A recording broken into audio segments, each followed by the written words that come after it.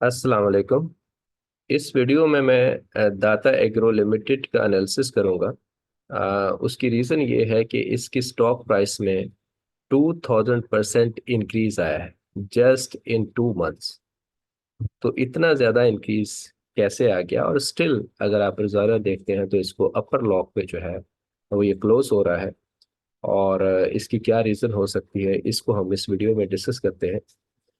तो अगर आप इसकी क्वार्टरली रिपोर्ट देखते हैं जो कि 29 अप्रैल को अनाउंस हुई थी, जो कि 9 मंथ्स की रिपोर्ट थी। और उसमें क्वार्टर एंडेड जो है, जो कि 9 मंथ एंडेड 29 अप्रैल का है, उसमें इनकी ईपीएस 8.45 थी, जो कि एक सिग्निफिकेंट इंक्रीज है।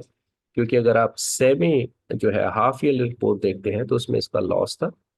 और जब 9 मंथ की इसकी रिपोर्ट आई है तो उसमें इसकी सेल्स इंक्रीज हुई है, इसकी gross gross profit margin improve हुए हैं, और इसकी नेट इनकम इंक्रीज हुई है, और ईपीएस जो है वो भी 8.45 जो है जस्ट 1 क्वार्टर की जो है वो आई है। तो ये सिग्निफिकेंट इंक्रीज था।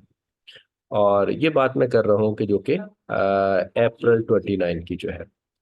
और उस वक्त जो है, अगर आप देखें अप्रैल 29 या फर्स्ट वीक ऑफ मई देखें, तो उस वक्त इसकी प्राइस जो है वो लगभग जो है वो 18-20 रुपए के करीब थी। 17.52 यहाँ पे मेंशन भी किया मैंने 3 मई का जो है। और उस वक्त मैंने एक वीडियो भी बनाई थी इसकी अर्निंग को, इसकी अनाउंसमेंट को एनालिसिस करते हुए, कि इसकी यहाँ से इंक्रीज बनता है। यानी अगर कोई इन्वेस्टर इसमें इन्वेस्ट करता है तो इसकी प्राइस जो है वो इंक्रीज हो सकती है, क्योंकि इसकी अनाउंसमेंट बहुत बेहतर आई है। लेकिन इतना इंक्रीज हो जाएगा ये मुझे भी आइडिया नहीं था, लेकिन इंक्रीज यहाँ पे बनता था।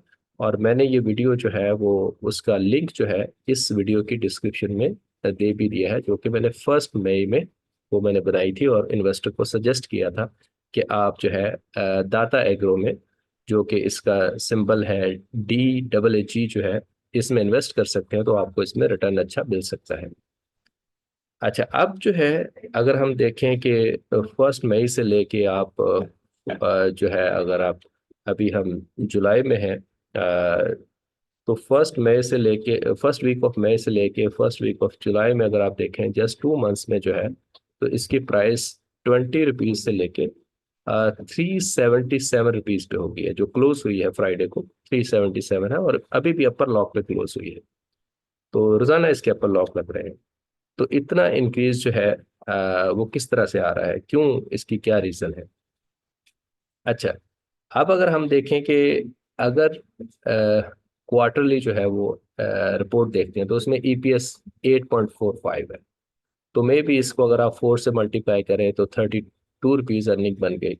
और मे बी आप मैक्सिमम 10 का मल्टीपल लगाएं। वैसे स्टॉक मार्केट हमारी 10 पे मल्टीपल पे ट्रेड नहीं हो रही है। खास तौर पे ये केमिकल सेक्टर को बिलोंग करती है, तो केमिकल सेक्टर को बिलोंग नहीं कर रहा है, तो वो तो आप 5 6 या मैक्सिमम 7 ही लगा सकते हैं। तो उस बेसिस पे इसको आप कर सकते हैं, तो तब भी ये इतनी प्राइस नहीं बनती है। ठीक है। अच्छा, अब अगर हम इसकी अनाउंसमेंट देखते हैं, कोई इसकी कोई इनसाइड इंफॉर्मेशन या कोई प्राइस सेंसिटिव, कोई इसमें आपको स्टॉक मार्केट में कोई मटेरियल इंफॉर्मेशन में आपको कोई चीज़ ऐसे नहीं मिलती है। तो अब मेरी इसमें जो है वो जो एक अपना परसेप्शन है या गेस वर्क है कि क्यों इतनी प्राइस जो है वो इंक्रीज हो रही है। तो उसकी एक रीज़न ये हो सकती है कि इसकी जैसे थर्ड क्वार्टर की अर्निंग बहुत अच्छी आई है, तो मे बी फोर्थ क्वार्टर की जो है वो एबनॉर्मल अर्निंग्स हो। ठीक है। यानी बहुत ज़्यादा उसमें सेल्स इनकी हो। एग्रीकल्चर सेक्टर, जैसे आपको पता है कि एग्रीकल्चर सेक्टर पे कोई टैक्स वगैरह नहीं है अभी भी बजट में जो है। ठीक है।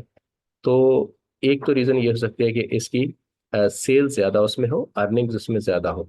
और जब इसकी अर्निंग ज़्यादा होगी तो ईपीएस पे इम्पैक्ट बहुत आएगा। और उसकी रीज़न क्या है कि इसके number of share just 4 millions है। ठीक है। तो जब ये डिवाइजर जो है वो 4 होगा, तो जितने भी मिलियंस उसमें होगी, तो इसका ईपीएस सिग्निफिकेंट इंक्रीज हो जाएगा। यानी कहने का मतलब ये होता है कि जिनका शेयर कैपिटल छोटा होता है और उनकी जब सेल्स जो है उसमें फ्लक्चुएशन आती है, तो ईपीएस पे बहुत ज़्यादा सिग्निफिकेंट इम्पैक्ट आता है।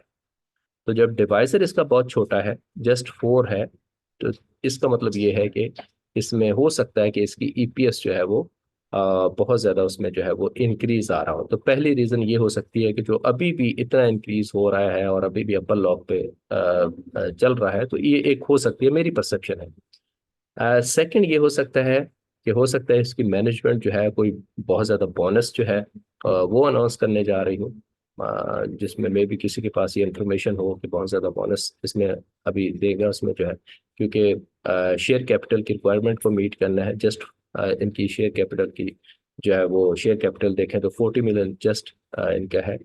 ये रीज़न हो सकती है। और हो सकता है जैसे थर्ड रीज़न जो है डी लिस्टिंग की तरफ जा रहे हो। जैसे आपको याद है, आपने देखा है कि पाक सुजुकी मोटर जो है जब डी लिस्टिंग की अनाउंसमेंट आई थी तो वो 150 रुपये से भी कम था, 144 140 के करीब था। और फिर आप देखते हैं कि उसकी प्राइस जो है वो कितना सिग्निफिकेंट इंक्रीज हुआ है। जस्ट मेरी ये परसेप्शन है। ये रीज़न हो सकती है कि इसकी जो है वो अभी भी जो इंक्रीज हो सकती है, वल्लाहु आलम। ठीक है, अगर किसी के और जहन में है इसमें जो है कोई और भी रीज़न हो सकती है तो कमेंट्स में दे सकता है, तो मैं इसकी वीडियो को जो है और फर्दर अपडेट कर सकता हूँ। ठीक है, thank you for watching, please subscribe to my channel.